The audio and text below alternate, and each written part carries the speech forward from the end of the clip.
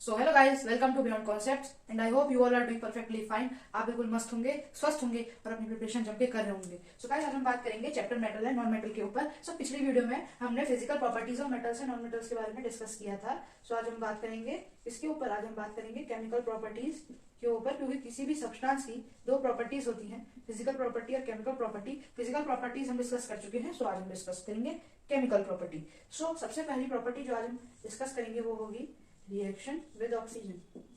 वो होगी reaction with oxygen. सो यहाँ पर क्या है, सबसे पहले हम बात करेंगे मेटल के एस्पेक्ट पे। सो मेटल के साथ अगर हम देखें, so if we react metal with oxygen, so metal oxide will be formed. Metal oxide ही बनेगा यहाँ पर। अगर मेटल को हम किसी भी मेटल को ऑक्सीजन के साथ रिएक्ट कराएं तो मेटल ऑक्साइड बनेगा। एग्जांपल देख लेते हैं। मेटल में हम ले लेंगे Mg प्लस O2 के साथ हम इसे रिएक्ट कराएंगे तो क्या बनेगा, MgO बनेगा। हमें इस इक्वेशन को बैलेंस करना है। यहाँ पर ऑक्सीजन के दो एटम्स है, यहाँ पर एक ही दिया है, तो 2 कर देंगे 2Mg। दो Mg के एटम यहाँ हो गए, दो ऑक्सीजन के एटम यहाँ हो गए, यहाँ पर हमने कर दिया। सो ये इक्वेशन हमारी बैलेंस हो चुकी है। सो यहाँ पर बेसिकली क्या हुआ है, मेटल में मेटल का ऑक्साइड बना है। सो यहाँ पर क्या है, अगर मैग्नीशियम को ऑक्सीजन के साथ रिएक्शन कराया है तो मैग्नीशियम ऑक्साइड बना है। So if we talk about non metals, so non metal में भी यही होता है कि जब हम उसे ऑक्सीजन के साथ रिएक्ट करवाएंगे सो वहां पर क्या बनेगा, नॉन मेटेलिक ऑक्साइड बनेगा। बट आप सोचेंगे इधर भी ऑक्साइड बन रहा है, उधर भी ऑक्साइड बन रहा है, तो इसमें डिफरेंस क्या है? तो फिर ये प्रॉपर्टी दी ही क्यों गई है? क्योंकि ये प्रॉपर्टी एक डिफरेंस क्रिएट करवाती है किसी ना किसी तरीके से between metal and non metal. इसी प्रॉपर्टी की वजह से हम आइडेंटिफाई कर पाते हैं किसी मेटल या फिर नॉन मेटल को। सो बेसिकली बात यहाँ पर ये है कि इनके जो ऑक्साइड है हमें उनका नेचर चेक करना है। इसमें हमें एक स्टेप और आगे जाना है, जहां पर हमें इनके जो ऑक्साइड्स बन रहे हैं उनका केमिकल नेचर चेक करना है कि वो एसिडिक है कि बेसिक। अगर हम बात करें मेटालिक ऑक्साइड की या फिर मेटल ऑक्साइड की, सो ये होते हैं बेसिक, ये होते हैं बेसिक इन नेचर। ठीक है गाइस। सो ये सब इसलिए कंक्लूड हो पाया है क्योंकि ये सब एक्सपेरिमेंटली प्रूव्ड है। ऑक्सीजन के साथ रिएक्ट करवाने, इसका मतलब हम उसका ऑक्सीडेशन कराएंगे, मतलब बर्निंग। ऑफ कोर्स एक सिंपल सा लॉजिक है। सो मैग्नीशियम को जब हम बर्न करेंगे तो जो उसके ऑक्साइड्स मिलेंगे, जो एशेस मिलेगी हमें, उसे हमें वाटर में क्या करना है, डिसॉल्व करना है। उसके बाद सिंपली आपको क्या करना है, ब्लू लिटमस पेपर लेना है। ब्लू लिटमस पेपर से आपको उस लिक्विड पे टच करवाना है। अगर वो रेड होगा तो एसिडिक है और वही कलर में रहेगा तो बेसिक है। और उस केस में ब्लू लिटमस पेपर ब्लू ही रहता है और रेड लिटमस पेपर ब्लू हो जाता है। सो हम बात करेंगे नॉन मेटल्स की। मेटल्स जैसे बेसिक हैं, सो हमने शॉर्टकट तरीके में क्या बोला था कि नॉन मेटल्स हमेशा उसका उल्टा ही करेंगे। नॉन मेटल्स क्या करेंगे, हमेशा उल्टा ही करेंगे। सो आप अंदाजा लगा सकते हैं नॉन मेटल्स का क्या नेचर होगा, कि वो एसिडिक होंगे कि बेसिक होंगे। सो यहाँ पर मैंने लिख दिया है non metal plus oxygen is equal to non metallic oxide. अब एग्जांपल देख लेते हैं। कार्बन ले लेंगे, वो ले लेंगे, कार्बन मोनोऑक्साइड बन जाएगी यहाँ पर आपकी गाइस। बिल्कुल यहाँ पर आपकी क्या बन जाएगी, कार्बन मोनोऑक्साइड आपकी यहाँ पर बन जाएगी। सो यहाँ पर क्या होता है, ये जो ऑक्साइड्स होते हैं, ये जो नॉन मेटल्स के जो ऑक्साइड होते हैं वो होते हैं एसिडिक, वो होते हैं एसिडिक। और ये होने वाली है हमारी केमिकल प्रॉपर्टी जो कि होगी सेकेंड नंबर की। So reaction with water, reaction with water.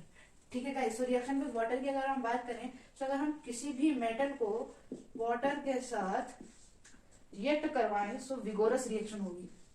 Generally vigorous reaction ही होती है, हर जगह पर विगोरस रिएक्शन नहीं होती है, कहीं कहीं पर विगोरस रिएक्शन होती है। और अगर हम यहाँ पर बात करें नॉन मेटल्स के ऊपर, अगर हम बात करें नॉन मेटल्स के ऊपर, no reaction takes place, no reaction takes place. अगर हम नॉन रिएक्शन विद एसिड्स देखें, सो यहाँ पर क्या होता है, जो नॉन मेटल्स होते हैं वो तो रिएक्ट करते ही नहीं है। Non metal plus acid, no reaction. ठीक है, रिएक्शन नहीं होने वाली है। हम बात करें मेटल्स की, बात करें मेटल्स की एसिड, सो यहाँ पर hydrogen with a pop sound, with a pop sound. Guys, हमारी सारी प्रॉपर्टीज यहाँ पर डिस्कस हो गई हैं, एक प्रॉपर्टी को छोड़कर, जो कि होगी हमारी फाइनल और सबसे इंपॉर्टेंट प्रॉपर्टी, जिसमें से मोस्ट ऑफ द क्वेश्चंस पूछे जाते हैं। यहाँ तक कि पिछले साल के क्वेश्चन पेपर में भी इस प्रॉपर्टी से क्वेश्चन पूछा गया था। सो वो प्रॉपर्टी है डिस्प्लेसमेंट रिएक्शन, वो प्रॉपर्टी है डिस्प्लेसमेंट रिएक्शन।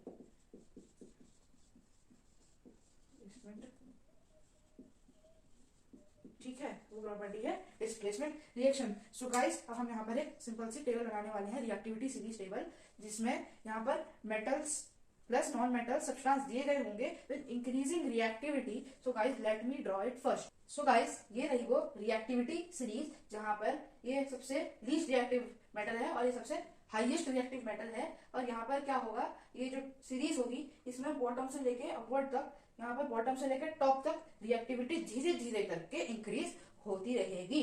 धीरे धीरे रिएक्टिविटी हमारी जो है वो इंक्रीज होती रहेगी, इसलिए इसे कहते हैं रिएक्टिविटी सीरीज। अब अगर आप बॉटम से टॉप तक देखेंगे तो इंक्रीजिंग रिएक्टिविटी होगा, अगर आप टॉप से बॉटम की ओर देखेंगे तो डिक्रीजिंग रिएक्टिविटी होगा। तो इसमें क्या होता है, जो मोर रिएक्टिव मेटल होता है वो लेस रिएक्टिव मेटल को डिस्प्लेस करता है, जो मोर रिएक्टिव मेटल होता है वो लेस रिएक्टिव मेटल को डिस्प्लेस करता है। एग्जांपल बता रहा हूँ, थोड़ा रुक जाओ।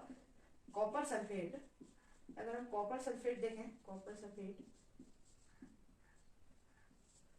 कॉपर सल्फेट यहाँ पर हो गया, इसके साथ हम आयरन फिलिंग्स डाल देंगे। अगर हम कॉपर सल्फेट को देखें सो कॉपर सल्फेट होता है in the form CuSO4 plus iron. Iron का जो सिंबल होता है वो क्या होता है, Fe होता है। क्या होता है, Fe। सो गाइस अब हम इसको नहीं देखेंगे, सल्फेट, ये सल्फेट है हमें इसको नहीं देखना है, बट हमें देखना है कॉपर और आयरन में। सो कॉपर यहाँ पर क्या है, नीचे है, और Fe कहां पर है, Fe ऊपर। अब कॉपर तो लेस रिएक्टिव है भाई आयरन से, सो क्या होगा, आयरन ऑफ कोर्स कॉपर को डिस्प्लेस करेगा। सो यहाँ पर जो हमारी नई इक्वेशन बन जाएगी सो क्या होगी, वो होगी फेरस सल्फेट, वो होगी ferrous sulphate plus copper sulphate. Please wait the spelling, ferrous sulphate plus क्या हो जाएगी, प्लस कॉपर। ठीक है, इसकी हो जाएगी कॉपर।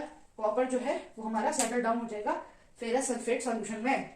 सो गाइस आज की वीडियो के लिए बस इतना ही। सो गाइस आई होप आपको वीडियो पसंद आई होगी, और अगर ये वीडियो सच्ची में इंफॉर्मेटिव रही है, इसने आपकी हेल्प की है, तो प्लीज लाइक एंड सब्सक्राइब कर दो guys. Thanks for watching, bye bye.